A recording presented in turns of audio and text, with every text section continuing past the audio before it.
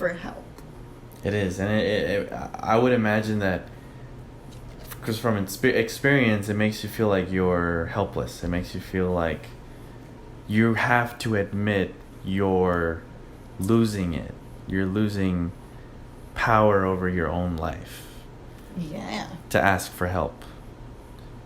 Because it takes a lot. And popping pills, it's like, should I be doing this? Yes. Been there.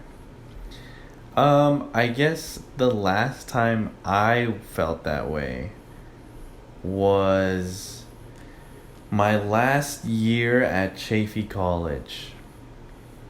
I was going through it. You know, you just go through that I think it's called imposter syndrome, where you're like, is this me? Is this right for me? Mm-hmm. School was just, it was a no-no. I was fucking up. I had terrible grades, and it was the transfer year. So I was like, oh, I'm going to apply to transfer. Probably no one's going to take me. And I was like, not even trying anymore. I would just sit in the class, and my professors would give me that look, like in the middle of lecture, like, oh, you going to try? You going to write this down, or you going to, what's going on? And I had to put on like this fake smile for people, and it was a weird transition too. At work, they knew me as like two-turned Tony, because I was like crazy, I was wild, I didn't give a fuck what people thought of me. I would make jokes and da-da-da-da. But slowly I started to just like not care. And then as soon as I started shutting up, people would ask, hey, what's like, are you okay? You're the number one thing that annoyed me was, hey, you're real quiet. Oh, dude, that drives me so crazy. Yeah. It's like, hey, you're quiet today. Because not only does it put you on blast, you feel like people are paying attention to you now. And then you're in a like, should I fake this? Should I just come up with something out of my ass? Like, oh no, bro, like I'm chilling. I'm just, focused. Or do you just stay the course and just, and unfortunately, even people I know, they choose the like, oh no, like I'm just focused, like I'm good. Mm-hmm. And they bury that feeling even deeper. Yeah. And then it just gets buried and buried and buried. And then of course there's the accident, or actually before the accident, I couldn't sleep. So I was taking sleeping pills. Oh no. And on top of like the Zoloft and shit, and oftentimes going into a deep sleep to the point where I'm like missing classes.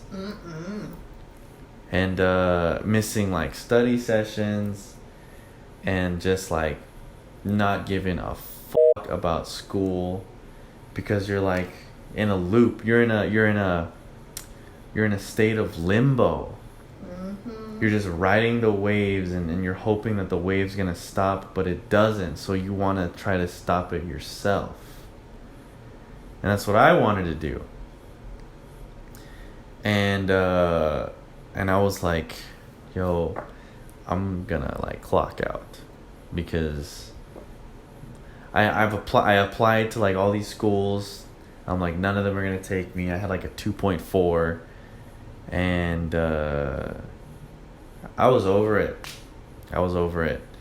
And then I get into the accident, and then if you guys have been following, I've said this story plenty of times, but there was a point where after the accident where I broke down in my bathroom, and my mom was like, it was a mess. I still had the toothbrush in my mouth, and I was like crying with the toothbrush in my mouth, and I'm like, whoa.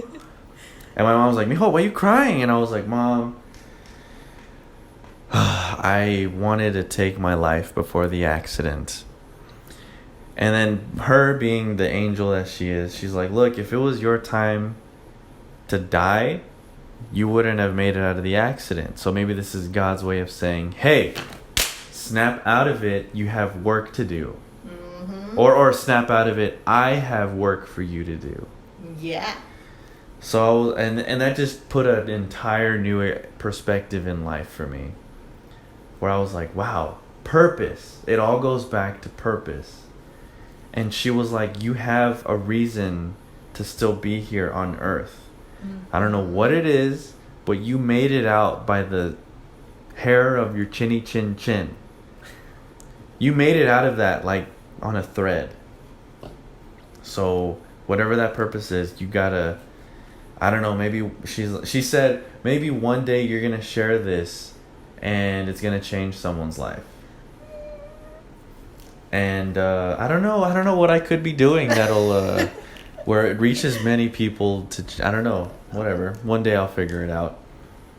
So I totally got a new but okay, from that experience I went down deep and I started climbing, and I stayed at like a low threshold. I stayed at a pretty low threshold where I wasn't really happy, but I wasn't really tripping, you know?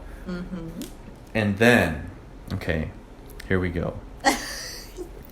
Oh no.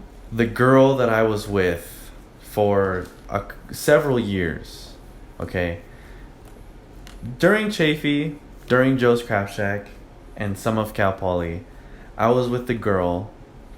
I won't say her name, but I'll say what we used to call her. We used to call her Bella. And from the point of our first date to the accident, I was a big knucklehead with her. I was like in and out of the relationship. We would break up because of me and make up because I couldn't make up my mind. If we ever went out in public and people asked like, "Hey, are you guys together?" I would just straight like, "No, we're not together." But like we just came from like sleeping together and like the movies, and then went to a party, and then I say shit like that. I would be hanging out with people I shouldn't be hanging out with. Taking pictures and posting it with like every other chick around me except her. I mean, I was just not a good guy. And I can't imagine how it made her feel. Perspective. I had no perspective. And at the end of the day, I would still go crawling into bed with her and having a nice night and waking up, going to get breakfast, going to the movies. I would treat her one way, but act differently out in the real world. And that was my sin. That was my whatever. And for 4 or 5 years, that was just how it was. Angry, pissed off, annoying, but loving, caring, and romantic. And then I flip it again on its head. For 4 years, that's what I did. Break up 2 months, no talking, and then make up 3 months, on and off, on and off. And then I remember there was 1 week where I had moved out to my apartment, and we were already broken up, but I invite her over, and sure enough, you know, things happen, and we end up doing the same thing that we always did. Stay a couple nights and then whatever and yada yada. And then I remember one text message where I said, I was like, hey, like, why don't we go out for...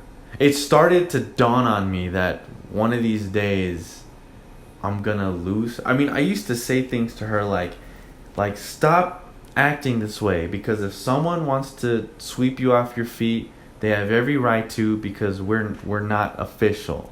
I used to say stuff like that. And then one day she's like, no, I'm just not feeling it. And I was like, oh, that's a first. We're like hanging out. I was like, hey, normally I would text her. I would just say food ? And be like, let's go. Boom, boom, boom, let's go. But one day I was like, hey, like, you want to come over? We'll go get food and whatever. And she's like, no, I'm not feeling it. And then I was like, okay, that's weird. And then I started to kind of sneak in like, hey, I just want to let you know, like, I appreciate you and whatever, da da da da. And she's like, okay. And I was like, uh-oh. Yeah. And then I would ask her, like, hey, like, do you want to go out, like, Friday? What are you doing? I'm free. And she's like, no, I'm good. And I was like, uh-oh. And then I swear I have never felt more of, like, a chemical shift in my body of, like, fear and nervousness to the point where it made me sick in my stomach. And then I would start to really tell her, like, hey, I just want to let you know, like, I appreciate you. You're the most important friend I have, and I hope to see you soon. And then oftentimes no response. And I'm like, oh no, what's going on? Yeah. And then I remember it was her birthday, and I said, hey, I'm going to come over. And she's like, okay. I bring her flowers. I bought her some, like, Harry Potter things from Hot Topic, and a book that meant a lot to me, and we went out for her birthday. I said, oh, I want to take you somewhere. Where do you want to go? And she's like, oh, I don't care, like, wherever. I thought she was going through depression, because it kind of, you're getting those, like, vibes, but then there's, like, why don't you want to hang out with me anymore? Yeah. And then so I took her to Kabuki. I said, I'll take care of everything, and da da da da. And then we were talking, and it was nice, and I wished her a happy birthday, and I was posting her everywhere on everything all of a sudden. And then I was scared that she was not giving a shit about us anymore. And she had every right to, but I started to realize, like, oh my God, I could lose her. So, we have dinner, we have sushi, and I drop her off back at her house, and I was like, I'll see you later. And she goes in, and I call her, and I was like, actually, you know what? Can you come back outside? And then she comes back inside, or she comes back out. Did I say inside or outside? Anyway, I asked her to come back outside Yes. and meet me by the car. And it's one of those, like, late at night, by the car type of talks. I'm sure you've had that. I don't know if you guys have ever had that, but she comes out, and it's late, and it's dark, the stars are out. It's kind of weird because it felt romantic, but what was about to happen was the opposite. So, and I just unload, and I said, look, I have never grown up so much in, like, minutes. I grew up in minutes because I realized this chick is fed up with my bullshit. So I said, hey, and I just started shooting it, everything. Boom. Hey, you are the most important person to me. You're the first person I would think of when I wake up. You're the first person I want to text about a movie or, like, something I saw, like coffee. You mean, like, the world to me, and I'm been a piece of shit, and you have every right to feel like da da da da da. And if you give me one more chance, like, I'll make you happy. You've already made me the happiest guy in the world. Let me make you the happiest girl in the world. And she was like, no, I'm just done. I can't do this anymore. And yada yada. And she was like, if you told me this a couple months ago, it would have been the greatest thing ever. But she said that she had a dream where I was being a dick and hanging out with this other chick that she doesn't like. And in the dream, she was like, you know what? You can have him. And I was like, it was just so groundbreaking. Like, I had no control over this situation. Yeah. Like, for like the last 4 years, I was kind of always having a say in where we go, what we eat, and like da da da da da. Like, no, this is the end. And for the first time, I had no power. I was powerless. I was weak. Because I was telling her everything. I was crying, and she's like, no, I'm done. I can't do this anymore. it's I can't say that it sucked and it was unfair because I treated her terrible.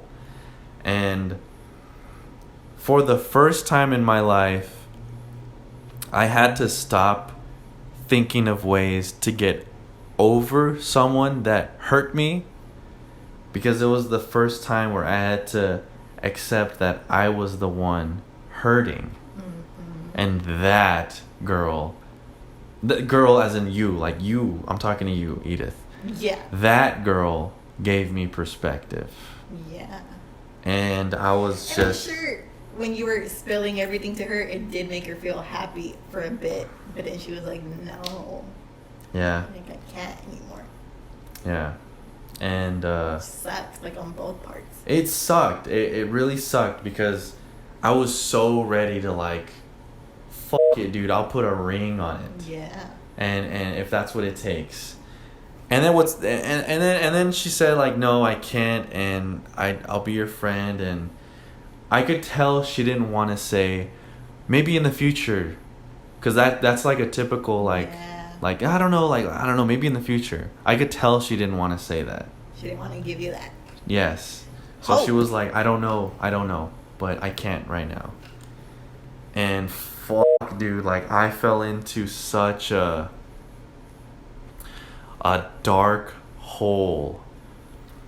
I was so unhappy because it was like a reverse breakup. What I said earlier about investing so much in a person and then breaking up, it was exactly that, but it was like me. Yeah. Like it was completely inverted. It was, my whole world was, and I was scrambling eggs, man. I was like sending her flowers, I sent her love notes, and I wrote a fucking book. I wrote a book. And no, dude, nothing. And then what sucked even more was our group of friends are the same people. Like, we all kicked it with the same friends. Yeah. And all the weddings, all the parties, we knew we were going to see each other. And it was hard. It was so hard. Like, up until last year, I think I finally, like, let it go. Because it's been about 3 years. But I was so... I felt bad having fun. That's how, like... put away I felt. How, like in my shell I felt I needed to be. Where I was looking over my shoulder at, like, Victoria Gardens. Like, oh my God, if she sees me hanging out with just a friend, I'm gonna feel like the worst person in the world. Like, I would, like, delete snaps and stories of me hanging out with just other people because I felt like I wasn't allowed to. Yeah, you're punishing yourself. Yeah, I like that. My goodness. That is a good point. I was punishing myself. And I was putting on this fake ass smile for everyone around me to think like I'm okay, and I wasn't. Yeah. And for the first time in my life, I was picturing her like hanging out with other guys, and I was like, no, like, don't think that way, like, and I couldn't sleep. I would cry at night, and I'm like, you know, in movies people have like flashbacks of voices of like other people. Yeah. The loudest voice in my head was my own, and it was causing me to like eat wrong, and I was sleep deprived. And at night I would just wake up in the middle of the night, and the voice in my head was me saying, if anyone wants to take you out and be your significant other, they have every right to. What I said to her.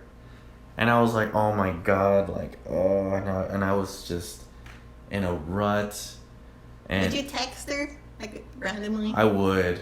And I'd be like, do you want to hang out? And we would hang out. But I had no, like, I was on thin ice when we'd hang out. We would hang out, and she would call me too. She like, hey, like, I remember she called me, I was at work at Chafee, and she called me and she said, hey, like, I just took the last final of college. Do you want to do something?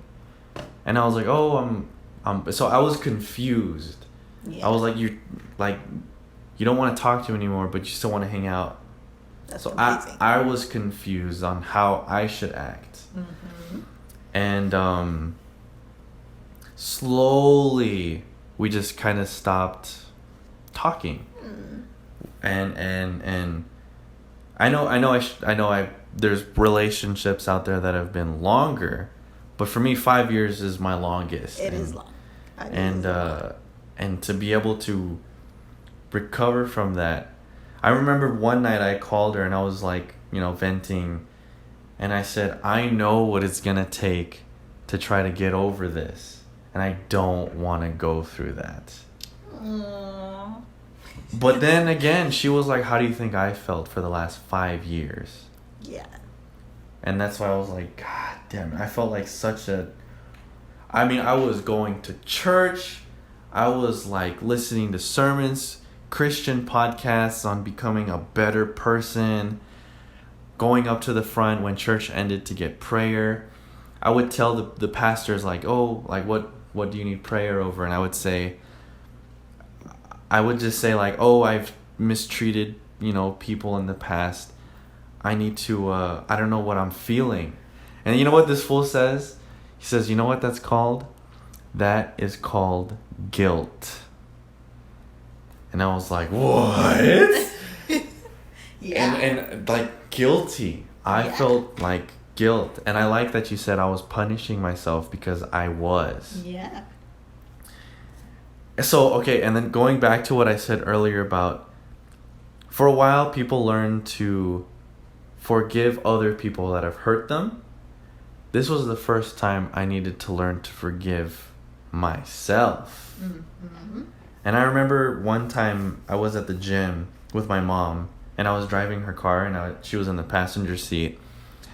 And then she would tell me, like I don't know how we got there, but I just told her, I was like, Mom, and I started crying, and I was like, Mom, I feel like such a horrible person. I'm disgusting. I'm disgusted with myself.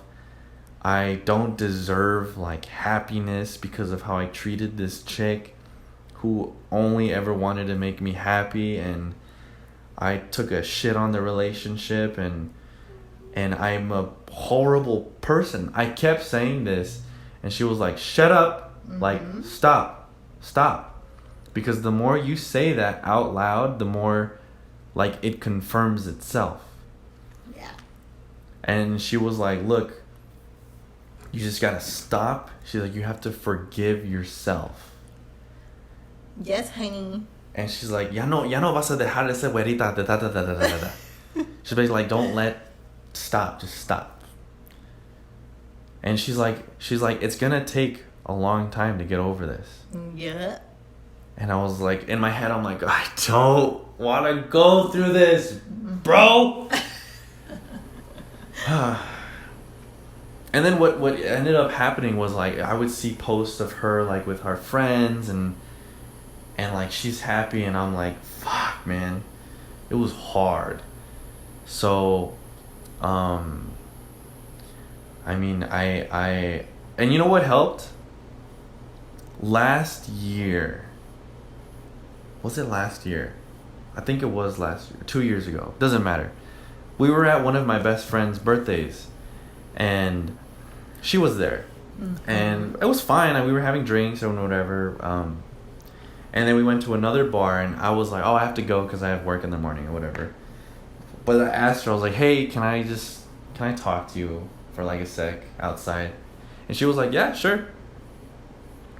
And we went outside, and I was just like, look, I never got to verbally apologize for the way I acted. Aww. For like how because I would text her like, oh, she's like, I would, a lot of the times our text messages would be like, she would just constantly say, I'm not holding anything against you. I'm not like, oh, remember when you did this? She would just say like, I'm over it. Like, that's it. I'm not, I don't hate you or anything. I'm moving on. Yeah. It's like, I forgive you. But it was over text. Mm-hmm. So this time I needed to get it out. I stopped her and I said, hey, I'm sorry in person for the way that I've treated you the last 5 years. And I know it's been like 3 since we've been together, but I need to tell you that I'm sorry. And she's like, I forgive you. And I was telling her, like, I'm not going to say, anything else. I just wanted to say I'm sorry. Aww. And she's like, I appreciate that. And I gave her a big hug. She gave me a big hug. And that was the last time I saw her. That was the last, I think. But after that, I started to really, like, feel better. Yeah. I started to really, like, okay, I can do this. And I remember going home and I saw a snail. Hold on, wait, don't laugh. Let me get this out. When I left to go to my friend's birthday bar bash, the snail was on this side of the sidewalk. Uh-huh. When I came back later on at midnight, it was on the other side. And so I was like, wow, little snail, if you can do it, I can do it. Yeah. And I climbed out of that shit, and I've been happy. I've learned to appreciate the people in my life. Exhibit A, I appreciate you, Edith. Hold on, shut up. Let me finish this. So I learned a great deal from my moments of weakness. I've learned a great deal from my moments of weakness, but depression is not weakness. No. Remember that. Yes. You can learn a great deal from your weaknesses, but depression is not weakness. Absolutely not. So yeah, we should talk about what depression is. Okay, I'll go into it. Look, depression is, okay, at a distance, depression is when people are not themselves, when people visually you can confirm that something's off, okay? Yeah. But what is making them off? So in my opinion, depression is a chemical imbalance of neurotransmitters and hormones that are not where they're supposed to be in your body. Okay? Mm-hmm. Do you know what the feel-good hormone is? Dopamine. Okay, there's one more. Serotonin. Yes, serotonin. There's studies that, okay, when you're made, when the sperm meets the egg, the sperm is carrying what? DNA. And the egg is carrying what? DNA. Also DNA. Yes, science. It's carrying dinner. Oh my God. When they meet, that DNA fuses to create more versions of that genetic material, okay? Yeah. So obviously the sperm you're getting DNA from, Papa. and the egg you're getting DNA from. Mommy. Okay. So you get half and half from each one, right? Mm-hmm. There's a specific, so if you imagine DNA like a ladder, right? With many steps, there are specific steps that are in charge of making serotonin. And there's studies where they found where if a child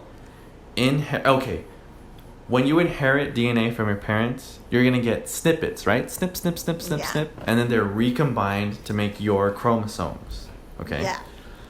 Depending on how they are cut by enzymes, it could determine if you're getting a long version of the gene, the quote-unquote ladder, or a short version of the gene, quote-unquote ladder.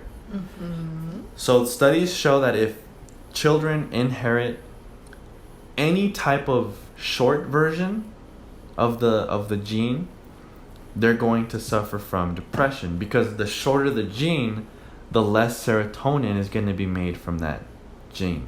Yep. Okay? So you get 1 in 1 from your parents. So if you get a short one from mom and a long one from dad, you still have a short one, right? Mm-hmm. So if you get short and long or short and short, it doesn't matter, because you still got the short end of the gene. Okay?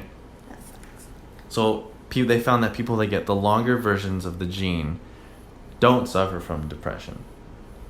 So, yes, depression has genetic factors, right? Yeah.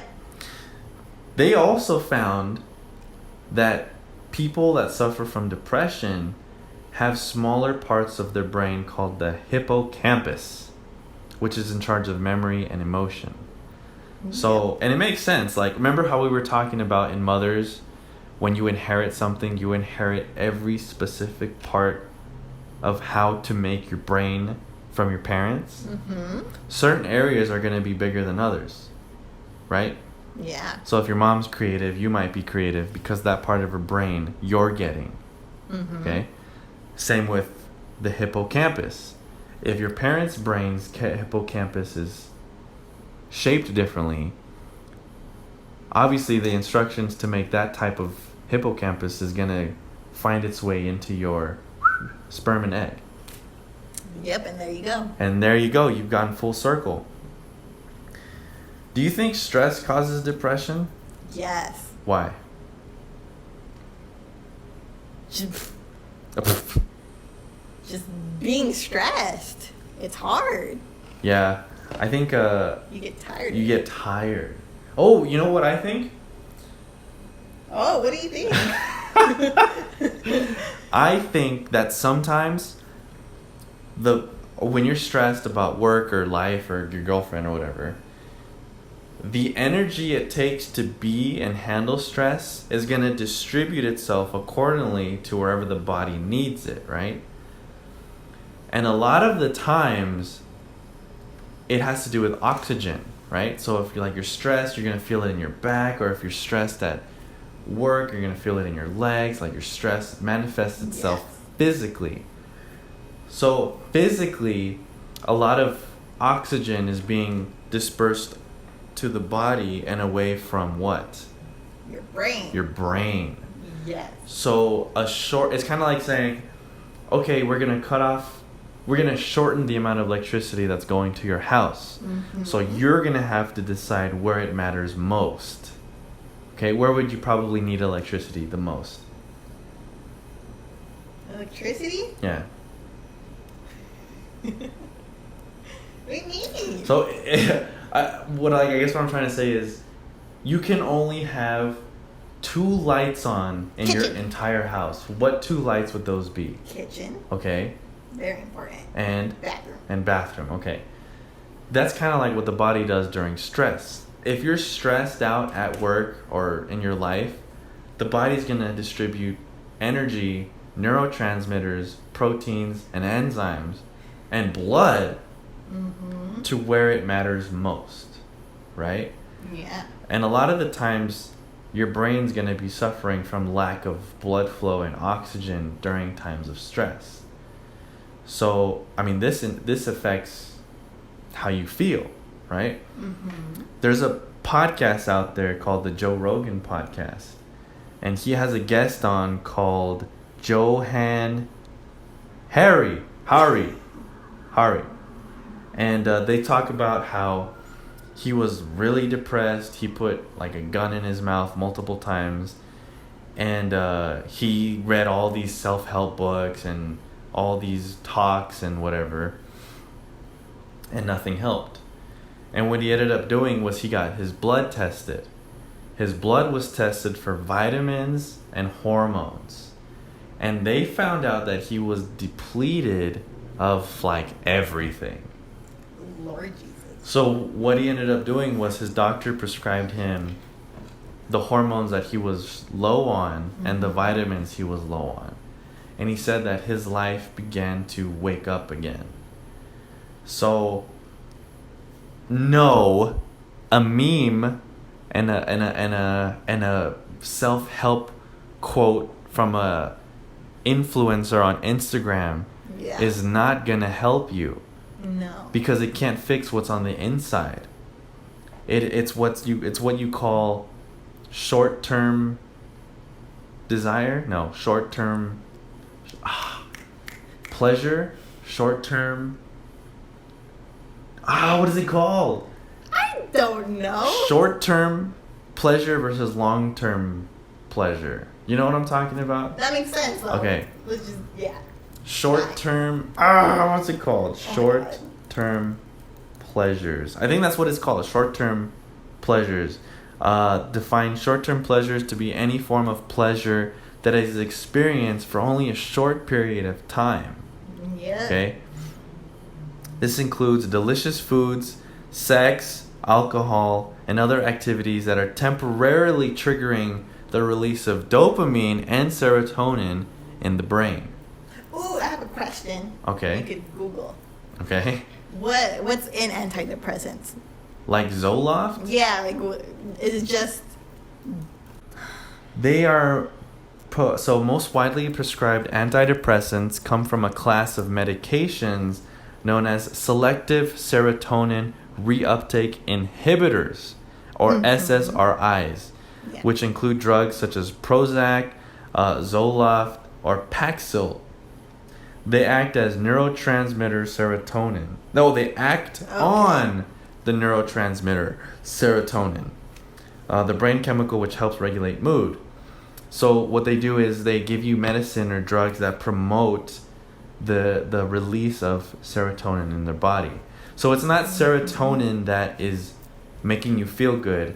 Serotonin acts on other molecules in your brain that release molecules and neurotransmitters in your brain that cause neurogenesis, which is neurons being activated, right? Got it. So yeah, it's just a bunch of serotonin uptake inhibitors, if that's what you were looking for. So short-term things are only gonna sweep the problem under the rug For a little bit. I'll give you an example of these type of things. Okay, someone that is overweight, has trouble walking because of it, goes to the store and immediately jumps on the motorized carts. Is that a short-term solution or a long-term solution? Short term. It is a short-term solution with long-term negative effects. Yeah. Okay, it's not fixing the problem. It's actually making the problem worse. So I recently I saw this at work. I saw this kid walking around. So I work in a lab, and a lot of the times you're standing up. And I saw this cat. He had those posture bras that make you stand up straight. Okay, that is probably the worst thing you can buy if you want to fix your posture. Doesn't it weaken your muscles? It weakens the muscles, yes. Yeah. So when you fix your posture, if someone's like, hey, stand up straight, that is you fixing your posture with the muscles that pull your shoulders behind you and contract your scapula, right? What that strap does is it works against the muscles by kind of positioning yourself in a position where you're not using those muscles. No, you're just like that. You're just standing there with the opposite muscles putting in all the force. It's kind of like, okay, this machine is strapping you, bra. I'm just going to call it a bra. This bra is pulling your muscles back for you. So the muscles that naturally pull your shoulders behind you are not being activated. And it's kind of creating this pullback, this artificial pullback motion that's going to naturally force your body to pull forward. So you're actually reinforcing the slouched over muscles to be activated. It is like a bra, because when you take it off, you're going to go whoop. Yes! When you take it off, you go forward. Yeah. Okay? Exactly like a bra. So that is not helping the solution. Nope. Take that shit off. Where were we going with this? Short-term solution, long-term. Short-term solution, long-term solution. With depression, if you're going to attempt to fix it for someone, not fix it for someone, to help someone, you should focus on things that'll help them, that'll fix the problem, not mask the symptoms. Yeah. That's what a lot of disorders. That's how they're treated nowadays. Oh, my son, he's overweight. How can I help him? Oh, let's give him hydroxycut. Let's put a lap band on his stomach. Let's have liposuction. That fixes what it looks like, but it's not fixing the behavior. Yeah. You know what I mean? Yeah. What they need to do is tell him, hey kid, stop eating this garbage and start eating this, and explain why. Explain the detriments of that behavior. Kind of like, oh mommy, I had a nightmare. Oh, well, it was just a dream. No. If you think bad, you're going to have bad dreams. Yeah. Okay? So, with someone that's going through it, I think it's important to let them know, look, it starts from within. How's your diet? How's your behavior patterns? Oh, well, I'm stressed at work, so I can only eat, I don't know, garbage. I'm like, okay, well, there you go. How about try switching it up and meal prepping? Blah, blah, blah, blah, blah. You know what I would do? I would say, hey, man, I've been feeling kind of down in the dumps, so I need help meal prepping. Can you help me? Mm-hmm. And then they'll be like, oh, okay, whatever. And then you kind of let them, not only are you giving them purpose now, but they're going to be like, why are you doing this? And I'm going to say, well, I mean, a lot of times when I'm out and about, I don't want to get food that's going to make me feel like shit. I want to have food that I've prepped already that's going to make me feel good. Mm-hmm. And whether or not they take the hint, they're going to hear that and they're going to say, oh, I wonder if that could help me, you know? And I would, because this has happened to me, or this has happened to a friend of mine that I won't say, but, and then they texted me months later saying, hey, do you still do that meal prepping stuff? And I was like, yep, gotcha, bitch. Oh my God. So, yeah. Edith, is there anything you want to add? Don't. It's hard to ask for help. It is hard to ask for help. Because you have to admit, like, okay, I'm fucked up. Can you ever, like, if you know someone's going through it, can you tell? You could sense it, but I think a lot of people are like, nah, they're fine. How would you go about kind of sneaking in help? I always ask them to hang out. Okay. But, like, I don't ask them, like, hey, let's go here. Like, I'll be like, hey, like, come over. Let's just chill, me and you. I got you. I don't invite them, like, somewhere crazy. Let's go to a rave. Yeah, it's just like, let's just spend time together. And I'll just see how they act and stuff. Yes. Responsibility, I think. Like, I don't know where I was going. No. The thing about feeling like something to do, like having something to do. Like, oh, my uncle, he needs help, like, with hammering his house. He's building his room or something. Can you help us out? Or, hey, I'm going to rearrange my room. Can you help me move this? Or, hey, can you watch my dog? You know? Yeah, anything. There's I think I know I've talked about this before, but there's a book called Being Mortal, where he talks about different types of hospitals. And there was a study that he did where a hospital over here in this part of the area, normal hospital, medicine, doctors, surgery, co-pays, all that bullshit. And then there was a hospital that he ran. And in the hospital, the same thing, but they had animals everywhere in that hospital. They had animals. There was like a room where you could go in to play with puppies. There was a room where you can go and there's birds fucking flying everywhere. There was like a rooms where you can pick up iguanas and there's like sheep and all this shit, hamsters everywhere. And they found that hospital with the animals had purchased almost like no new medicine every month. So their medicine costs were low. The patient life expectancy increased and the mortality rate stayed at a constant, I mean, people still died, but it was later, right? Yeah. And so that says a lot about the importance of animals. Mm-hmm. If you give someone a dog, like, oh, Oh, I talked to you about this the other day. John Wick.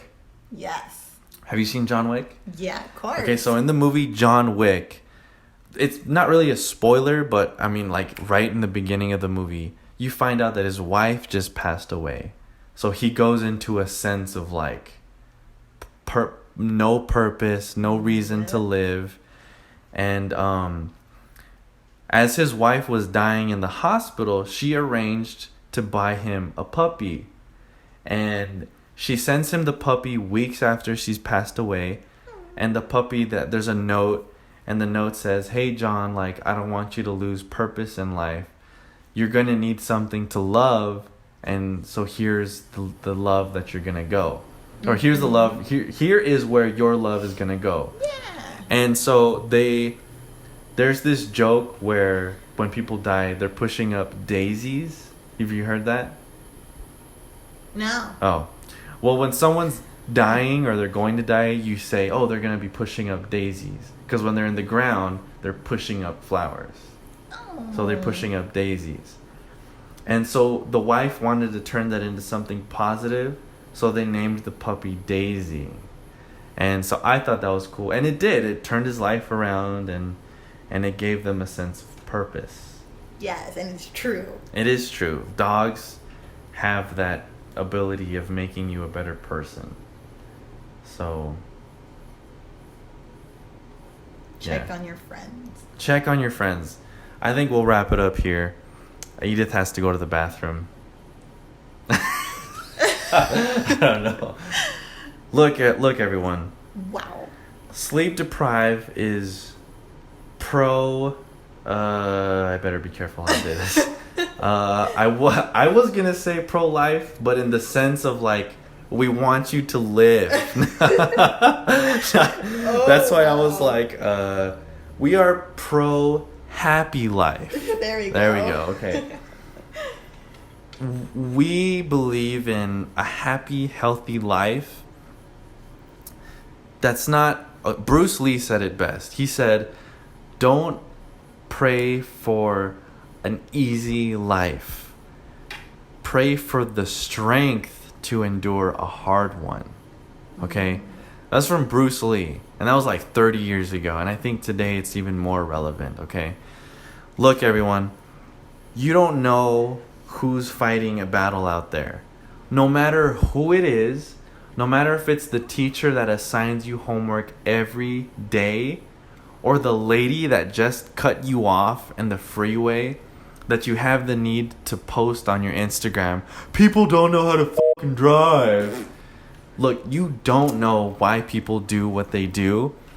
And at the end of the day, I think it makes you a better person to give them the benefit of the doubt that they're probably going through something that makes them act this way. Okay? I'm a believer, so Jesus said, don't cast the first stone unless you haven't done bad shit yourself. He said that. He was like, "Look, motherfuckers, Whoa. y'all talk that shit like you live a perfect life. If you're gonna throw this lady in jail, you better take one step back and kick the motherfucker next to you who has not sinned in his life." That's right. Basically what he said was, if you haven't lived a perfect life yourself, don't judge others for not living a perfect life. Nope. They're going through some shit that they probably don't talk to anybody about, so be nice. And I challenge you to do this. We should do this. The next time you go through a drive-thru, pay for the person behind you. Pay for the person behind you. And I dare you to tell the person that's the cashier, say like, "Oh, and when you do it, tell them that everything's gonna be okay." I fucking dare you. Cry. I dare you. Imagine the impact it's gonna have on the person behind you and on the cashier. Yeah. And I'll tell you this, right now, if you just said, "No, someone else is gonna do it," or if it gave you like goosebumps about doing it, then it's meant for you. Ooh. All right, look, get some sleep, ask for help others, or you'll be sleep deprived. All right, bye.